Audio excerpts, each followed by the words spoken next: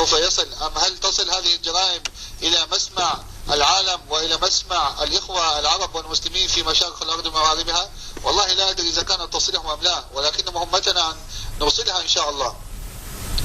أما بقية الأحياء إخوة الكرام، وحي باب الدريب وحي باب السباع وحي الخالدية وحي البياضة، فكان البارحة واليوم يشهد حتى هذه الساعة إطلاق نار كثيف جدا وحصار لأهلنا وأحبائنا في حي الخالدية. قام قبل قليل إخوة الكرام بقصف مسجد سيدنا خالد بن الوليد. ولمن لا يعلم إن مسجد الصحابي خالد بن الوليد رضي الله عنه وأرضاه به قبر الصحابي الجليل سيف الله المسلول، هذا الصحابي الجليل والذي كان له دور كبير جدا في فتح بلاد الشام، والذي أبى إلا أن يبقى في حمص الحبيبة وأن يكون جثمانه الطاهر يحتضنها تراب حمص العدية. هذا الصحابي الجليل رضي الله عنه وأرضاه، والذي قال: والله لقد لقيت ماء زحف ونيف وما في جسمي موضع شبر إلا به ضربة بسيف أو طعنة برمح، فلا وها أنا ذا أموت على فراشي كما يموت البعير، فلا نامت أعين الجبناء. نعم يا أخونا الكريم، فلا نامت أعين الجبناء، فلا نامت أعين الجبناء. أين أنت يا سيدنا خالد بن الوليد؟ أين أنت يا سيدنا خالد بن الوليد لترى هذا الإجرام الذي يقوم به هؤلاء الحشاشين، هؤلاء أحفاد ابن العلقمي الذين يعاثوا فسادا في سوريا الحبيبة؟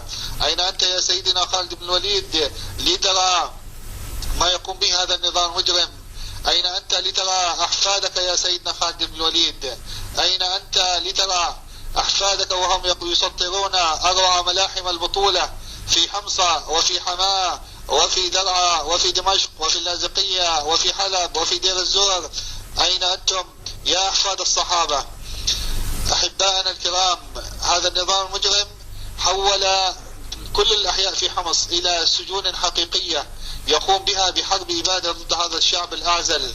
نحن نقول بالسلمية، وشعبنا البطل قال بالسلمية ونادى بالحرية بأعلى صوته في كل مكان.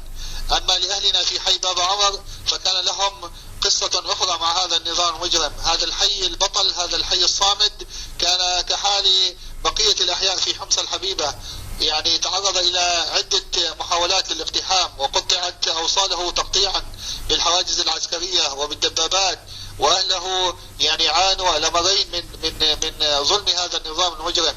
أهلنا في باب عمر البارحة كانت حربا حقيقية يقوم بها هذا النظام المجرم ضد أهلنا الأبرياء العزل هناك، وتم مداهمة عدة مساجد، قصفت المساجد، قصف مسجد سيدنا حمزة رضي الله عنه وأرضاه، وقصف مسجد الرفاعي إخوة الكرام، وقصفت عدة مساجد في تلك المنطقة، وأهلنا ولله الحمد صامدون راسخون. أحباؤنا في حي الإنشاءات وفي منطقة البرازيل كانوا كذلك يتعرضون إلى هذه الحملة وكأنها يعني مؤقتة على توقيت واحد، تطلق النيران بتوقيت واحد بشكل عشوائي على البيوت وعلى الناس وعلى الأحبة في كل مكان.